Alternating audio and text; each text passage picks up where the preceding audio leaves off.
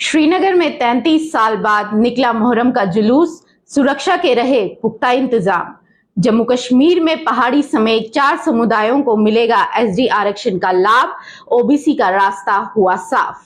भारत को 2047 तक ऊर्जा के मामले में स्वतंत्र देश बनाने का लक्ष्य, वित्त मंत्री ने किया ऐलान। और IAF AFCAT 2023 air force common admission test exam date जारी। नमस्कार, आप देख रहे हैं द राइट न्यूज और मैं हूं हिमाग्नि मोजा। इससे पहले की खबरें विस्तार से पढ़ी जाए, जल्दी से कीजिए हमारा चैनल सब्सक्राइब ताकि देश प्रदेश की खबरों के साथ आप अपडेटेड रह सके। अब खबरें विस्तार से। सबसे पहले रुख करें प्रदेश की खबरों की ओर, तो जम्मू कश्मीर सरकार ने करीब 33 साल बाद श्रीनगर शहर में गुरु बाजार से डल गेट तक मुहर्रम जुलूस निकालने की अनुमति दी।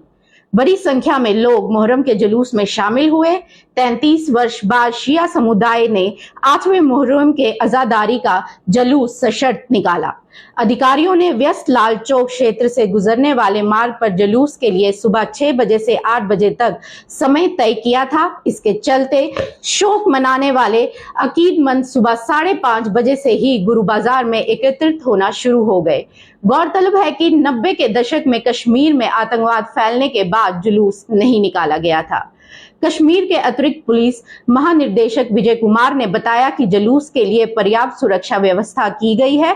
उन्होंने कहा कि पिछले कुछ वर्षों से शिया समुदाय की मांग थी कि इस जुलूस की अनुमति दी जाए। सरकार द्वारा निर्णय लेने के बाद हमने इसके लिए पर्याप्त सुरक्षा व्यवस्था की है। एक अधिकारी ने आगे कहा कि जुलूस की अनुमति देने का प्रशासन का निर्णय एक ऐतिहासिक कदम है।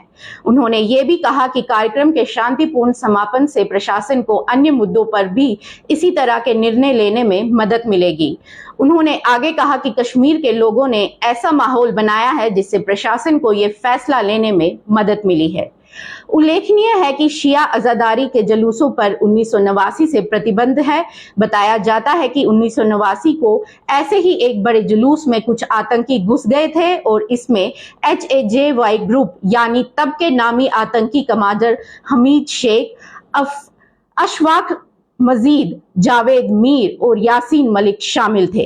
जुलूस में देश विरोधी नारेबाजी हुई, जिसको देख तत्कालीन राज्यपाल जगमोहन ने इस पर प्रतिबंध लगा दिया था। कश्मीर के मंडलायुक्त VK विदुरी ने कहा कि जुलूस के दौरान सभी को इस बात का ख्याल रखना है कि 8वां मुहर्रम वर्किंग डे है और ये रूट यानी कि लाल चौक मुख्य रास्ता है। दूसरे लोगों को जुलूस के दौरान कोई दिक्कत ना हो, इसके कारण इसका समय सुबह 6 से 8 बजे तक रखा गया है। रुक करे प्रदेश की दूसरी खबर की ओर, तो जम्मू कश्मीर के अनुच्छेद 370 निरस्त करने के 4 साल बाद केंद्र सरकार की निगाहें प्रदेश में बड़ा राजनीतिक व सामाजिक बदलाव करने पर टिकी हैं।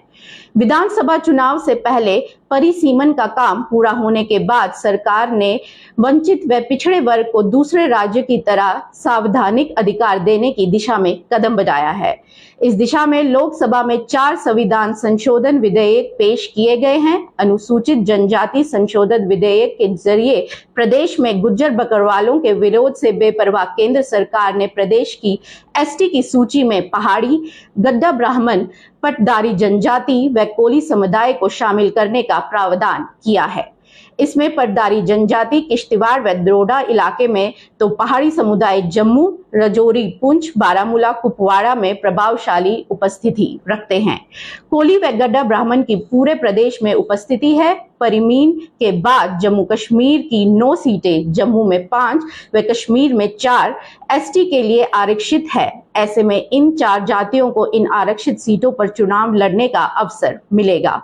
लोकसभा में पेश किए गए विधेयकों में जम्मू कश्मीर पुनर्गठन संशोधन विधेयक, संविधान जम्मू कश्मीर अनुसूचित जनजाति आदेश संशोधन विधेयक, संविधान जम्मू कश्मीर अनुसूचित जाति आदेश संशोधन और आरक्षण संशोधन विधेयक शामिल है।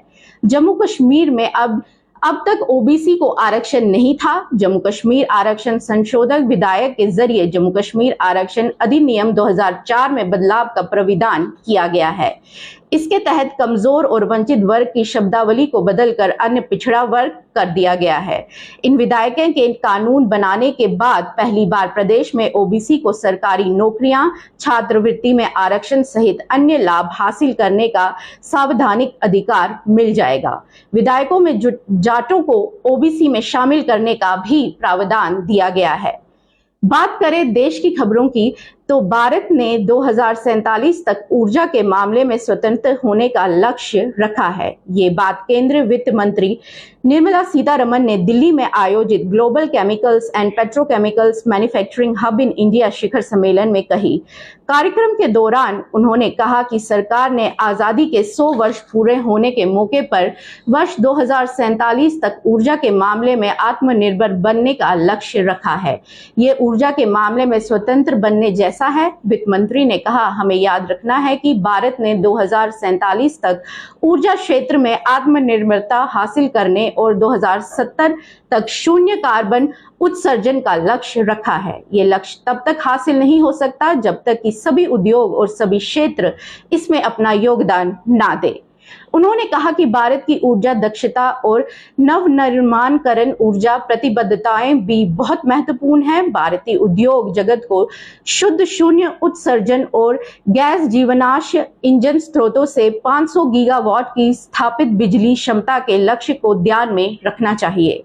उन्होंने उद्योग जगत से हाइड्रोजन मिशन पर भी ध्यान देने का आग्रह किया। सरकार ने उत्सर्जन में कटौती के लिए हरित हाइड्रोजन के विनिर्माण को प्रोत्साहन देने को 19,744 करोड़ रुपए की प्रोत्साहन योजना को मंजूरी दी है। वित्त मंत्री निर्मला सीतारमण ने कहा कि सरकार रसायन और पेट्रो रसायन क्षेत्र के लिए उत्पादन से जुड़ी प्रोत्साहन योजना पर विचार करेगी। उन्होंने आगे कहा कि सरकार का इरादा भारत को इन उत्पादों का विनिर्माण केंद्र बनाने का है। वित्त मंत्री ने कहा कि प्रदूषण नियंत्रण के कड़े नियमों और श्रम की बढ़ती लागत के मद्देनजर रसायन उद्योग के वैश्विक विनिर्माता अपने उत्पादों और उत्पादन क्षमता में भी विविधता लाने पर विचार कर रहे हैं और भारत विनिर्माण के लिए एक विकल्प गंतव्य के रूप में उभर रहा है। वित्त मंत्री ने शिखर सम्मेलन के तीसरे संस्करण को संबोधित करते हुए कहा कि भारत एक बड़ा घरेलू बाजार भी है। उन्होंने कहा, हमें भारत को विनिर्माण केंद्र बनाना चाहते हैं, इसलिए हम रसायन और पेट्रो रसायन पर PLI योजना लाने पर विचार करेंगे। सीतारमण ने इस बात पर जोर दिया कि जिस उद्योग में व्यापक संभावनाएं हैं उसे स्थिरता, कार्बन उत्सर्जन, सामान्य प्रदूषण और भूजल प्रदूषण को ध्यान में रखकर विनिर्माण क्षमता का निर्माण करना चाहिए। सीतारमण ने कहा, हम हरित वृद्धि पर ध्यान दे रहे हैं, कार्बन गहनता को कम करने की जरूरत है। ऐसे में प्रत्येक क्षेत्र को इसमें योगदान देना चाहिए।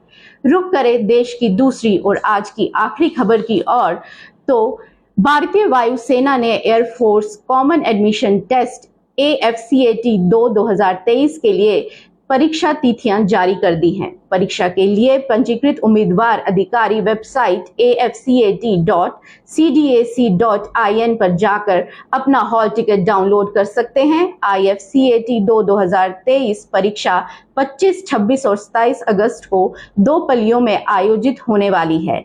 AFCATI परीक्षा के माध्यम से IAF तकनीकी और गैर तकनीकी उड़ानों और ग्राउंड ड्यूटी पदों के लिए उम्मीदवारों की भर्ती करता है। इस वर्ष के भर्ती अभियान का लक्ष्य भारतीय वायुसेना में कुल 276 रिक्तियों को भरना है। AFCAT 2023 परीक्षा 2 भागों में होगी। आपको इसके हिसाब से तैयारी करने की जरूरत है। पहले भाग में AFCAT टेस्ट पेपर और दूसरे भाग में इंजीनियरिंग नॉलेज टेस्ट यानी कि EKT होगा। AFCAT टेस्ट पेपर में कुल 100 प्रश्न आएंगे। ये प्रश्न जनरल अवेयरनेस, इंग्लिश में वर्बल एबिलिटी, न्यूमेरिकल एबिलिटी और उम्मीदवारों की सैन्य क्षमता पता लगाने के लिए मिलिट्री एबिलिटी और रीजनिंग पे जुड़ा होगा। अगर आपने ग्राउंड ड्यूटी टेक्निकल ब्रांच के लिए अप्लाई किया है तो आपको EKT के लिए भी उपस्थित होना होगा। इस भाग में कुल 50 प्रश्न आएंगे। ये प्रश्न मैकेनिकल, कंप्यूटर साइंस और इलेक्ट्रॉनिकल विषयों पर आधारित होंगे। बता दें कि EKT के 150 और AFCAT के 300 अंक है।